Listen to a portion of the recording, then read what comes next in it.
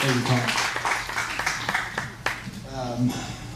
I'm a firm believer in Jesus Christ, and I'm extremely grateful for what he did on the cross for all of us 2013 years ago. But before I get into it, I just want to kind of share this story. The other day at the hospital, I showed up around 3:30, and I guess Colleen and Nick and some of the other family had just left, and I've known Byron for over 20 years, and we have our favorite pastime is to play Monopoly Deal, listen to Frank Sinatra, and talk in these wise guy accents, you know. So I'm sitting down like, hey, Frankie, it's time to wake up. You've been sleeping for 20 days, and the rest of us ain't slept for 20 days, you know. So it's time to wake up. And I kid you not, all of a sudden, the left side just smirked. And I'm like, yeah, I know you're in there. But now I'd like to start out by sharing a verse from the book of Philippians, and it reads like this.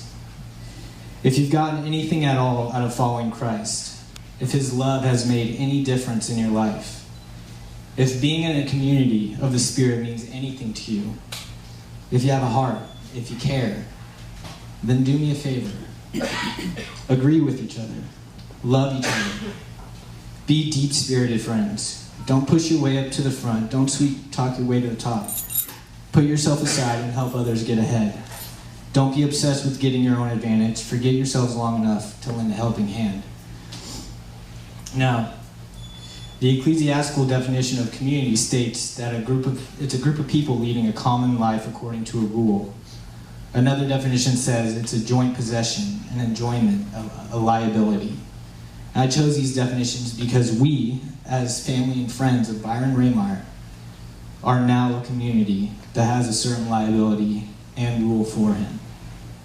Byron has touched our lives in many different ways, in family, in friendship, in love, in music, in everyday activity. And it's because of how special and how memorable and how effective those times were that we shared with him that we're here in support of Byron. But I want us to take a look at what support really means. The first definition that I found is to bear or hold up, to serve as a foundation for. And that's exactly what we need to be for Byron. Byron is one of the most uniquely talented, joyful persons that I've ever known, ever since I was 6 years old. And we will be robbed of his uniqueness, talent, and joy if we, as a supportive community, don't encourage him and exhort him in a truthful, loving way. And as many of you know, Byron loves to party.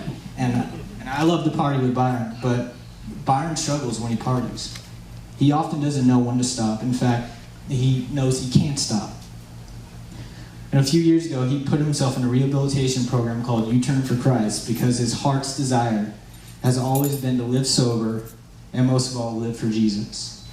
And we hear it and see it when he sings and plays his songs for us. And while he was in rehab, I wrote him a letter and made a promise to him that, sorry, didn't expect this. I made a promise to him that I would never drink with him or in front of him again. And because I saw how much he wanted to break free from the lifestyle. But I broke that promise shortly after he got out. And so rather than supporting him in his struggle, I supported his struggle by feeding it. And what I and many of us have expressed to him and to each other have always feared would happen to Byron, it's now a reality. My brother Andrew put it best.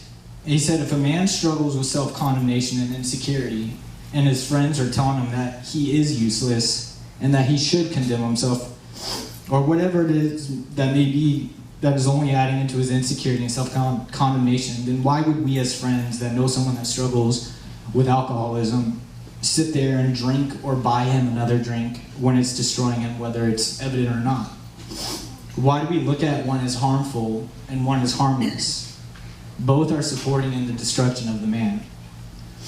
So now what are we going to do? Let's get back to the community. Let's be a group that puts ourselves aside and help others get ahead. Let's be a group that treats each other's weaknesses and struggles with a careful hand. Let's be a community that encourages and builds each other up rather than turning the blind eye because we're looking out for our own interest. And let's start with Byron. Let this precious life of his be a lesson to us all, because God ain't finished with Byron. That dude got too much joy.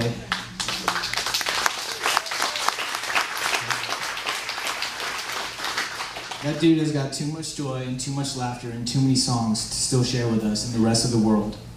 And let us be encouraged to be a building support system for Byron. I can't stress enough that I have the utmost faith in Byron's healing and recovery. I know he has a long road ahead of him, but I truly believe that he will get better. He has such an amazing testimony in front of him, and I want to recover with Byron. Now, I'd like to share one more verse from the book of James. This is Jesus' own brother. And let us believe it through the promise of Christ himself. It says that the prayer of faith will save the sick, and the Lord will raise him up. And if he has committed sins, he will be forgiven. Thank you, everybody.